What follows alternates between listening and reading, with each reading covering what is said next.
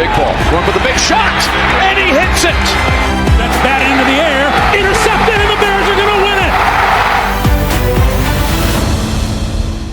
So the Bears finally decided to make a move today. It wasn't the move that a lot of people were expecting, even though there was a mini, I guess, Twitter war over whether or not the Bears should trade for Jonah Jackson. We're going to discuss the whole thing with you. What's up? Welcome into the Halas Beat, brought to you by the Bear Report. I'm Usayd Koshul. He's Nick Whalen.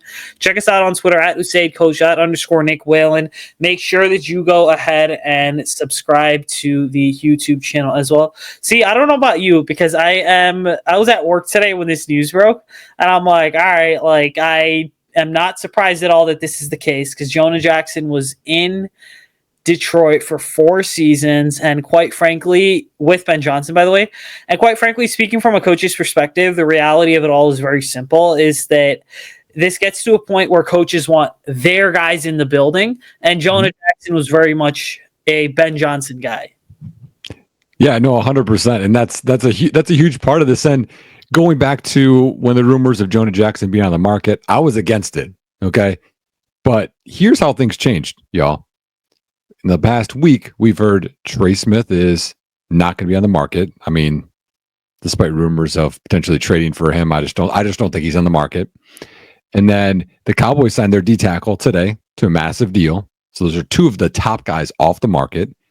And then I've heard Mekhi Becton's likely going to go back to Philly. So you take that into account, you're like, what are we going to do at interior O-line?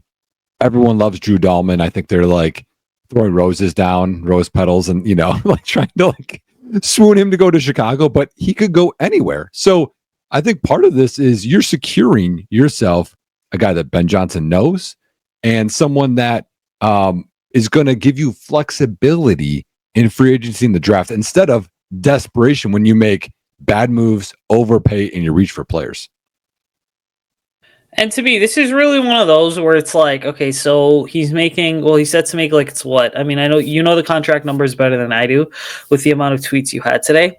And then I said that we might have an argument on the podcast tonight, but I guess that was more so meant to be like, hey, civil discourse. But like, to me, this all comes down to sort of this or that is really what it is, because I say, hey, you could have this in a guy, Jonah Jackson, who has been to the Pro Bowl a few times, really familiar with Ben Johnson and Ben Johnson's system, familiar with some of the other coaches on staff too, such as a JT Barrett. Or you could go and have that, which is Tevin Jenkins, a guy that, really hasn't ever been able to stay healthy. Both of them, by the way, are really good football players when they are healthy. But the reality of it all, to me, just sort of becomes it was really a this or that situation. And honestly, like if you're the Bears, okay, like is there a player in this draft class in round 6 that you are going to find that is going to be a significant upgrade over whatever the Bears had? No. So paying up for a Jonah Jackson, not the greatest move in the world, not the worst move either, but if it pays off, there's going to be a lot of people that are going to look really dumb. And at the end of the day, let's be honest, like it could just be coaching that, like Sean McVay is really good, but the Rams have had so much turnover, it's hard for them to establish that level of consistency that they had in years past. And there's always going to be 1 or 2 veterans like a Jonah Jackson that are on the move every single year anyway. So you're getting experience, you're getting a guy that knows the system, you're getting a guy that's familiar with some of the coaches in the building, and that really sort of works out to the Bears' favor, but it's also a wait and see type deal. Yeah, 100%. So going to the numbers, it's getting debated, y'all. So I don't know the truth of the numbers yet. So either Jonah Jackson's going to make $17.5 million in 2025, and then I think another 17 in 2026, with only $9 million of this guaranteed this season, or he's going to get $11.8 million each of the next 2 years, with I think $2.5 million guaranteed in 2026 as well. So there's a debate. Part of it is a roster bonus. Part of it was the signing bonus. And either way, that's roughly where it's at. And so the one thing I think that Bears fans are forgetting about, because this move happened before free agency, we don't know what the numbers are going to be like when free agency hits. Okay. The salary cap went up. Teams need offensive linemen. And they're going to sign deals way bigger than this one. This one was signed last year, right? So just naturally, deals go up every year. But now when the cap explodes, you have even more money for it to do that. So, who knows what happens with Tevin Jenkins? Tevin Jenkins could sign a deal for $21 million. Will Fries could sign for $23-24 million. Like, we don't know what those numbers are actually going to look like. But this deal, even if it's at 17, I think is going to look a lot better once the first couple of days of free agency, when the spending happens, is concluded. I think we're going to look back and we're going to have a little bit more of, oh, okay, this wasn't so bad. And to your point, when these deals continue to go up. So for a lot of these guys that are hitting free agency for the first time, or they're still in their mid to late 20s, what tends to happen is they take advantage of it too. And they want to sign shorter deals, because shorter deals means more money up front. And then shorter deals also basically means a chance to cash in at least once or twice more. Because I think the average, for a contract in the league is about 3 years, let's say 3 to 4 years, let's say, where it's like you got your rookie deal, there's one. Then you get your second deal that is for your first really big contract. And then you hopefully get your third contract as well, which is really your second big contract, depending on the position you play and everything. For a lot of these own linemen, like, let's just say you come into the league at 21. Or 21 or 22. Then by the time you're 24, 25, 26, you're getting a second deal. And then what's happening is you play that out. Now, just before 30, you get another deal, and then you're able to play till you're about 34, 35 years old. So it's one of those situations where it's like, all right, do I understand the concerns there about Jonah Jackson and the injury history? Absolutely. But once the free agent market resets, there's a legitimate chance that the Bears are getting a starting guard at what it's like $8.5 to $12 million a year is what I'd expect his average salary to be. Because again, Spot Track and Over the Cap are accurate, but their numbers are sort of all over the place right now. Right. Yeah, and that's part of it too. Is like, okay, let's dive into what you could get. Right, you could get into a bidding war. Like, let's say you don't get Jonah Jackson. Okay. He's not there. You can't trade for Trey Smith. Kai Becton goes back to Philly. You're in a bidding war for like Will Fries, Will Hernandez. Tevin Jenkins doesn't want to come back. He clearly made that known on Twitter. Drew Dahlman, there's going to be a bidding war for Drew Dahlman, even right now. Like, Chicago wants him. It's going to be a bidding war. And so doing that, okay, let's say you don't get them and you get a couple of guys that are like, again, this isn't derogatory, but it is what it is, like Lucas Patrick like type signings where you're like, Then you go in the draft and you have to go O-line at 10. You have to go O-line at 39, maybe in 41 as well. So the desperation there, this takes some of that away, because as you said, this is a guy that's familiar with Ben Johnson. He's been to a Pro Bowl. And actually, I have his PFF numbers over here, which I know some people like PFF, some people don't like PFF. 3 of the last 4 years, man, he's had a 66.1 or higher overall grade. And for those that don't know, 60 is about average for the NFL. So he's been an above average guard 3 out of the last 4 years, much better run blocker than pass protector. But if you're an above average guard, you're going to make $17 million. And I know people are like, well, he's injured, etc. Let's go through what happened this last season, because some people aren't as familiar. They're just like, well, he was a bust and he got benched. He was slotted in to play guard. Right in training camp, they're like, you know what? You're going to play center instead of Steve Avila. So he plays center, which he has, I think it was 24 career snaps at center. So he's like, okay, I'll play center. In week 2, he broke his scapula in his shoulder. Okay, hurt. Then tries to come back in week 10, I believe, and I think got hurt again, or at one point got hurt again in there. And then they kind of had the line reshuffled. Bo Limmer moved around a couple of positions, and they finally had it set, and they're like, let's just keep it how it is. His last game, he had a 91-some overall grade. So I don't know that he played bad. He probably was beat up, but also moving around to a bunch of positions. We know how that was in Chicago, y'all, with Cody Whitehair. Cody Whitehair, remember when he moved positions, didn't play as well. Tevin Jenkins moving positions, took him a while. So I think all that goes into account. And we have Ben Johnson, okay? Ben Johnson's coached him. You talked about a couple other coaches too that have familiarity with him. we have to trust that Ben Johnson is like, you know what? I want this guy. There's a reason. If he was bad or, benched because he's not good anymore or an injury liability, I don't think Ben Johnson would have gave his blessing to get Jonah Jackson. And really, in the grand scheme of things, you brought up his time with the Rams. That kind of made me think, okay, well, what happens with Coleman Shelton here, who signed a 1-year deal? I mean, do you bring him back? Do you maybe have a plan to say, hey, Jonah Jackson at left guard, Coleman Shelton at center, we're going to figure out right guard? And that's if the Bears can't bring in Drew Dahlman. So the center situation is very much fluid, but there is a massive shout out here that has to go to one individual on Twitter who, to me, wholeheartedly has been very sort of spot on with a lot of things. Shout out to the owner of the Felix Jones Memorial Scholarship account, Daryl Conrad. Daryl's phenomenal, by the way. Okay. I love a lot of his stuff that he tweets out because it's that perfect blend of, just sarcastic but also somewhat pessimistic, but then like, hey people, let's sort of get it together here. His tweet today, which has me laughing, was, if this is the big free agent move on the OL ... it will be a disappointment. No amount of homer sharing will change my mind. And again, if you're watching this on YouTube right now, I can't, I'm trying to stop myself from laughing because it's like he's kind of right.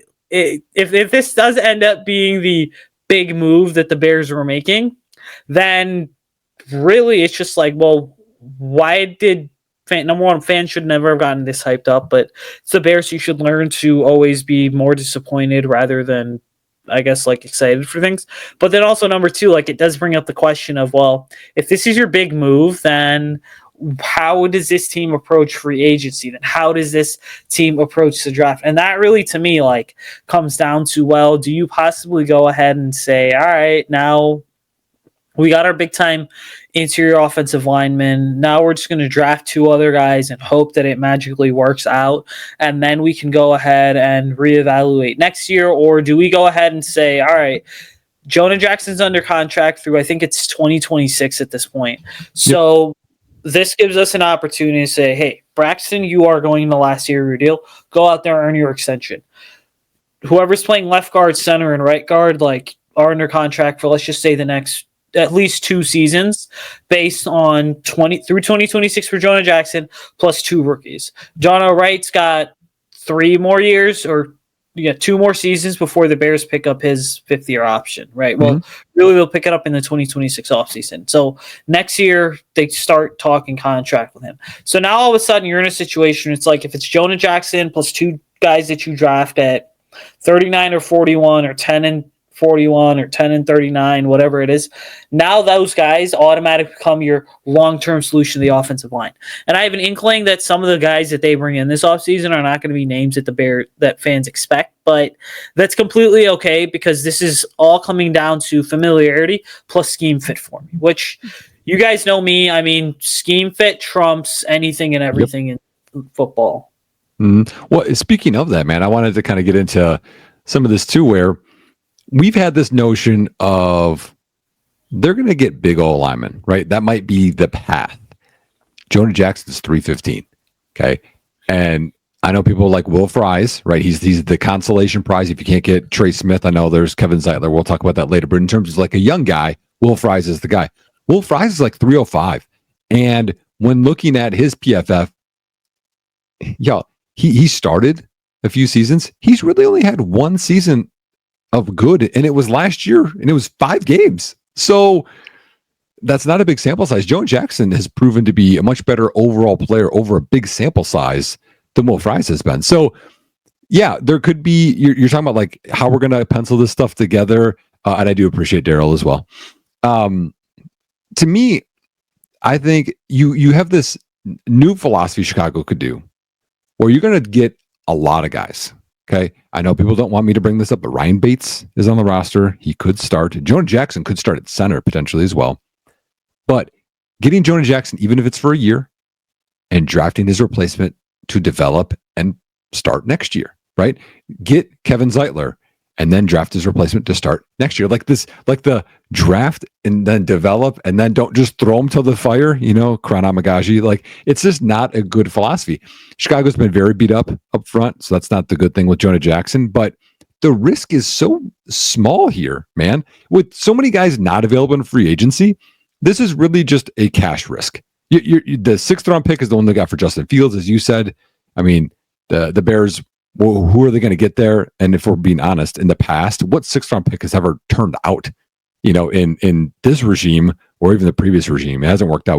We've had some 5ths that have been okay and 4ths, but it's likely not going to be anyone that's going to contribute. So the risk is some money, and you still can add in. I'm hoping, man, adding at least 3 more interior O linemen, whether it's a free agent or 2, and then drafting a couple, but just a huge plunge of assets going to this interior O-line, and this is just the first move. Okay, so just off the top of my head, the 6th round pick that I feel like has worked out for this franchise recently has been Duke Shelley, quarterback that they took in 2019, That's pretty much the only one that I can think of off the top of my head. But okay, so the other big thing, and again, Duke was kind of my first ever interview at training camp with the Bear Report, so you never really forget like your first interview. Okay, but see, the other part of this whole thing to me that I think is so interesting is we start to examine here, like, what about a guy such as an Aaron Banks? Well, to me, Aaron Banks plus Will Fry's kind of in the same territory. Now, if you were to ask me, like, all right, which of these guys would you take? Like, let's call it how it is.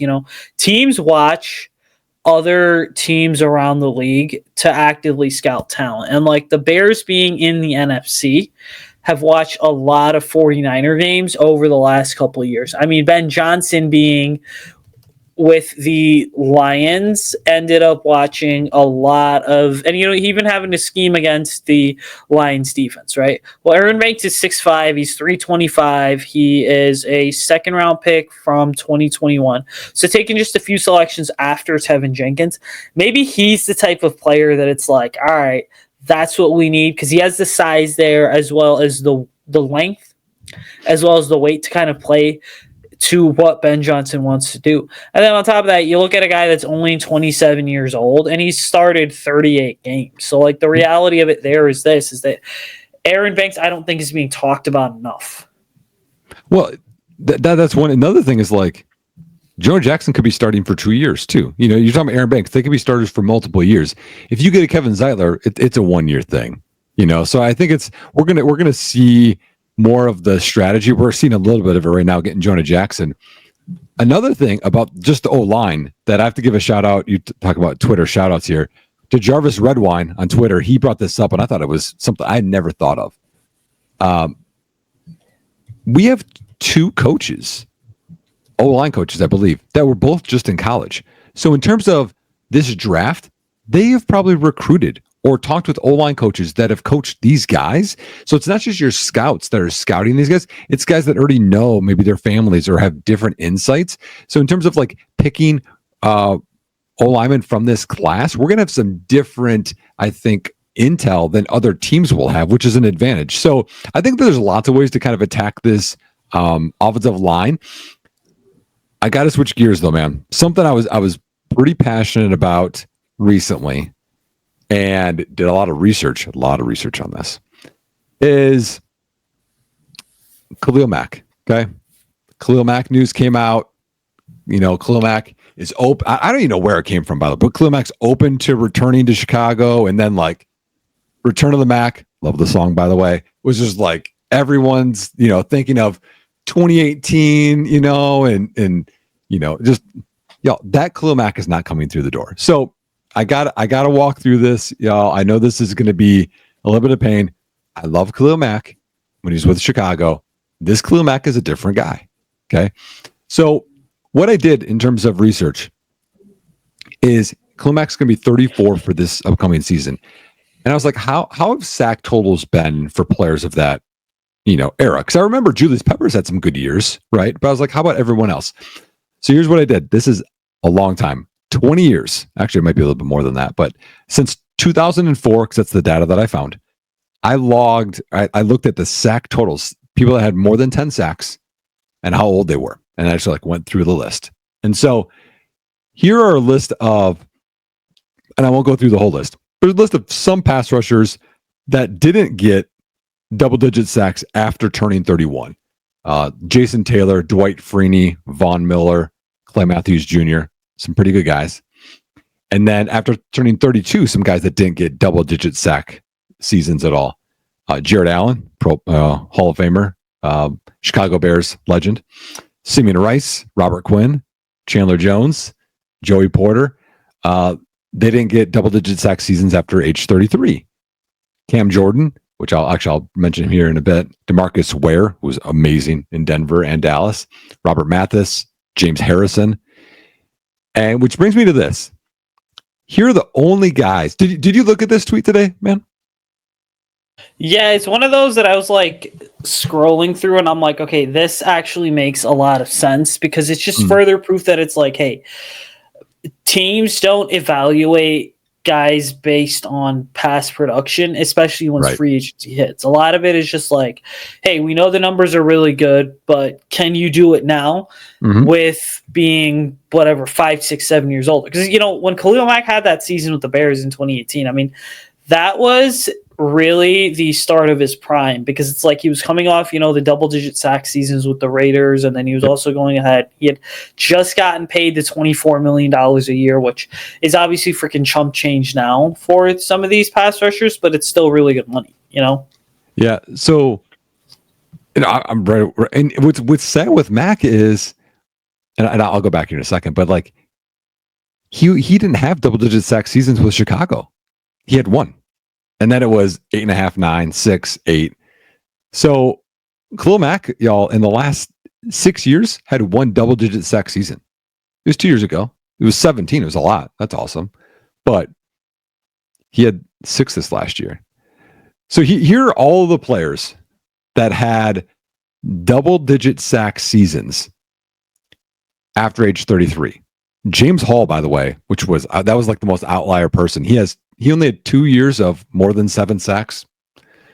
Michael Strahan did it once. Cameron Wake did it twice.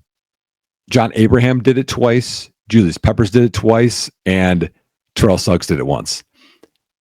That's it, man. That's not many people. And people are like, well, he just had 17 sacks. So he's going to, do it again. Well, let me tell you this.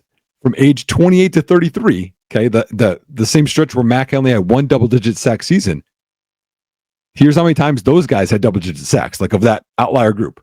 Suggs 4, Peppers 4, Strahan 3, Wake 3, Abraham 3, and James Hall, who I said 0. So, those guys were accomplishing way more. Cam Jordan's another one that I thought. Cam Jordan fell off a cliff, and he had a much more successful 28 to 33. Now, I know sacks aren't everything, y'all, but it goes back to your point of what are we paying for?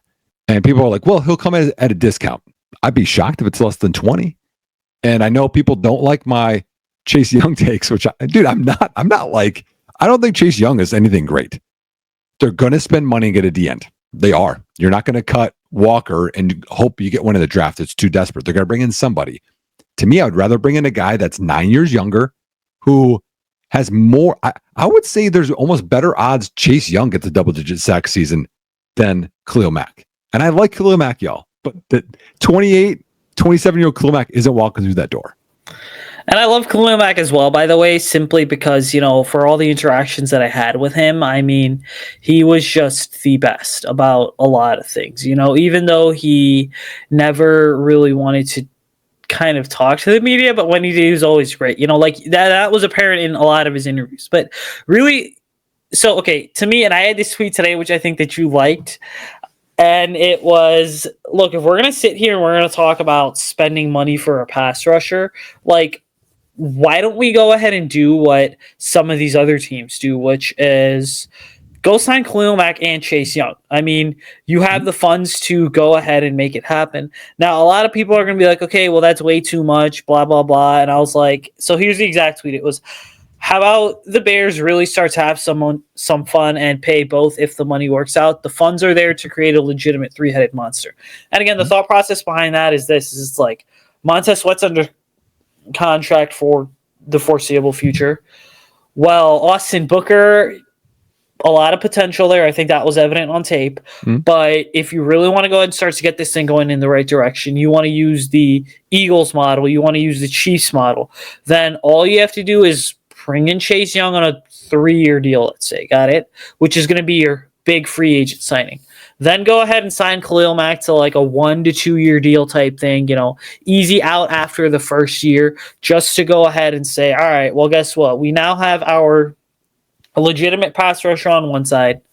Then we've got our veteran that's familiar with Dennis Allen and Khalil Mack, which both these guys, Chase Young also played for Dennis Allen, and Khalil Mack played for him when they were with the Raiders. And then we have our stud edge rusher in Chase Young. Okay. Now I know this is a lot of wishful thinking on my part, but like I wouldn't be mad if the Bears got both, because now you can take your picks in the draft 10, 39, 41, 72. And what that allows you to do, that allows you to spend those 4 picks on offense. And like, at least as long as I've been covering the Bears, and I know your lifetime as well, like there's never been instances where this team has spent like 4 picks inside the top 100 solely on the offense. It's always kind of just been like a wishy-washy situation. And now, like, if you can do Khalil Mack, Chase Young, Austin Booker, and Montez Sweat, like that to me, by all accounts, is a pretty good situation right there. And like, let's be honest, I mean, Austin Booker's going to get playing time because you really don't know if Khalil Mack is going to make it through the season healthy, because his last season in Chicago, he had the back injuries and the knee injuries and he was dinged up. But like, one thing about him, he's never going to miss a game unless he absolutely has to. And then the other final portion to this that I'm going to say is, why would you not want to have a Chase Young and a Khalil Mack in front of an Austin Booker to kind of help mentor him? Well, and what you're doing is, and I agree with this wholeheartedly, is, I mean, free agency, and you're paying A+ money for B+ talent, but the goal is to not become desperate in the draft, which is what Jonah Jackson is. But if you take care of edge, then you have to worry about D tackle, maybe running back, maybe tight end, and O-line. That's it. So then it becomes a lot easier. And then you could actually go BPA, or what is on your board, BPA, and then you're going to get much better value versus if they don't get any edge, then all of a sudden now you're desperate to get an edge. And so I think a lot of it is just determining value, but also just shoring up some starters so that way we can draft the replacements or we can get some really good value. Another piece of information that was interesting that came out today. And y'all, we're going to get to the NFL Combine at some point, but there's way too much Bears news that's happening here. Jack Sanborn, Usayd, is not going to get retained or a tendered, right, in terms of restricted free agency, which I found surprising because you could retain him for $3 million for 1 year. But this is actually interesting because Green Bay just re-signed one of their backup linebackers to like a 2-year deal for $4 million per year. And over half of the linebackers in the NFL are on the vet minimum or on their rookie deal. It's one of those positions where, again, we already talked, we didn't like the Tremaine Edmonds deal, but it's rare. It's rare for linebackers to get paid. And so even $3 million per year, y'all, it's above the minimum. And so I think this is just another sign of Dennis Allen, what he wants on defense, Jonah Jackson in Chicago, what Ben Johnson wants on offense. It's they're getting their stamp of what they want and their schemes, and Ryan Poles is letting it happen. And so let's talk about this whole thing from a front office perspective. Like, the Bears can, they're not going to tender Jack Sanborn. They're going to let him hit the open market. He's not going to be a situation where he can just kind of sign with any team that he wants to. I mean, the Bears will have the right to go ahead and match the offer, and then I believe the Bears get some sort of compensation. This is pretty much the Ryan Bates situation from like 3 years ago all over again, is really what it is. But so I look at this whole thing and I'm like, okay, so what's happening here is as a coach, right? Like, you want to get guys that fit your scheme on the roster, okay? And that is the quickest way to ultimately have success. Now, these are the 2025 Chicago Bears we're talking about. These are the Ryan Poles, the new era Chicago Bears.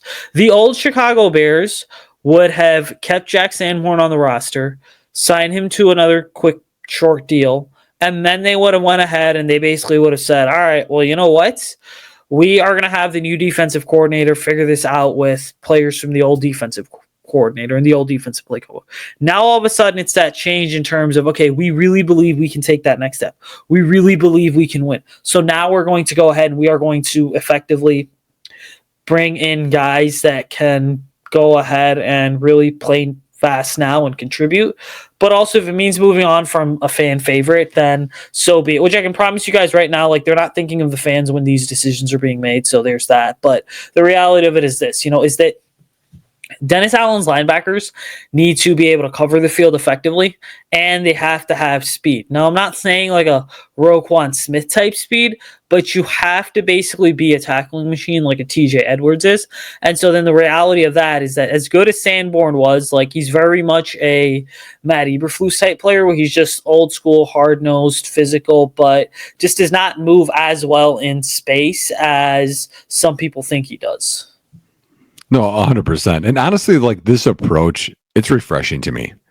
It means that the way the Bears have always been, like you're talking about in terms of the draft, and you're just kind of throwing it off to a guy every once in a while, but we're really focusing on defense.